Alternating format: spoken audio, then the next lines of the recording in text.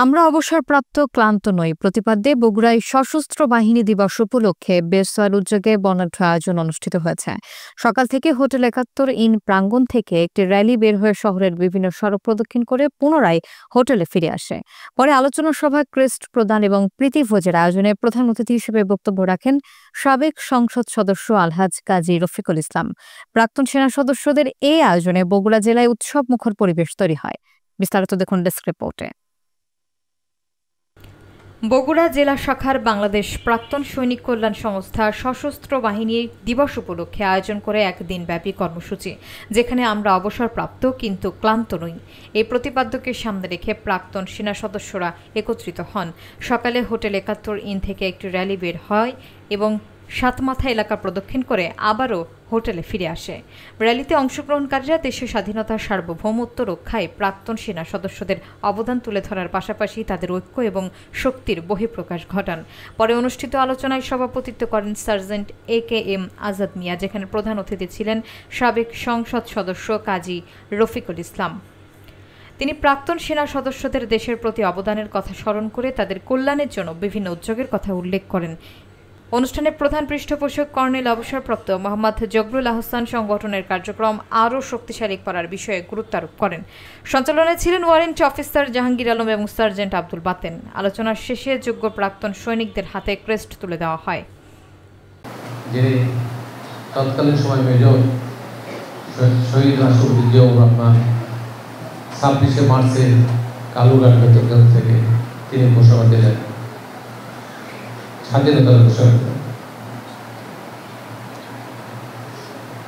রাজনীতিবিদরা কোথায় ছিলেন, যারা সেই সময়ে সকল মানুষকে স্বাধীনতার কথা বলে ওই কালো রাত্রিতে মানুষকে পাকিস্তানি হায়না বাহিনীর মানে আক্রমণের মধ্যে ফেলে একটি কথা বলার কোনো লোক না পেয়ে আমাদের এই শহীদ রাষ্ট্রপতি জিয়াউর রহমান, আপনাদেরই সশস্ত্র বাহিনীর সদস্য, তিনি ঘোষণা দিলেন স্বাধীনতা। তার কি সন্তান ছিল না, তার কি পরিবার ছিল না? কিন্তু পরিবারের চিন্তা করেন, সন্তানদের চিন্তা করেন। তিনি চিন্তা করেছেন এই তৎকালীন সময় এই ৭৭ কোটি মানুষ, তাদের কথা চিন্তা করেছেন, এই দেশের কথা চিন্তা করেছেন। আপনারা তাদেরই সদস্য। শ্রদ্ধার সঙ্গে আমার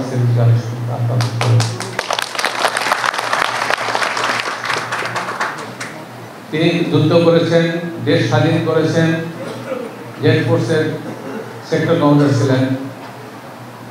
তিনি এই দেশকে গণতন্ত্র নিয়ে এসেছেন, তার ইতিহাস আপনারা। সেনাবাহিনী এটা কিন্তু শুধু চাকরি না, এটা বলা হয় an old soldier never dies, he only fails away। কেন?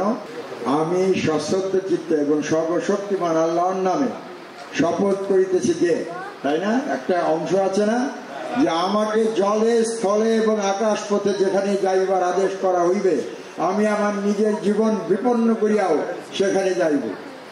এটি কি সবাই করতে পারে এই শপথ? এই প্রফেশন, এটা কিন্তু ওয়ে অফ লাইফ। এটা হচ্ছে এমন একটা প্রফেশন যেটাকে সৃষ্টিকর্তা স্বয়ং কিছু ইন্ডেমনিটি দিয়েছে। আমাদের ব্যক্তিগত জীবনের চলার ফিরন সবকিছুর মাঝেই এখনো সেনাবাহিনীর প্রত্যেকটা কৃষ্টি কালচার রয়েছে।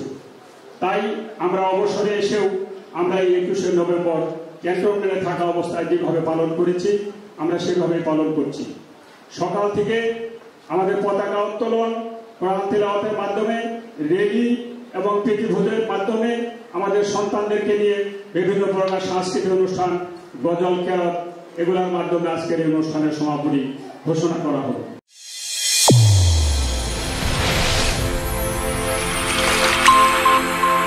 চ্যানেল A1 হৃদয় রেসপন্স।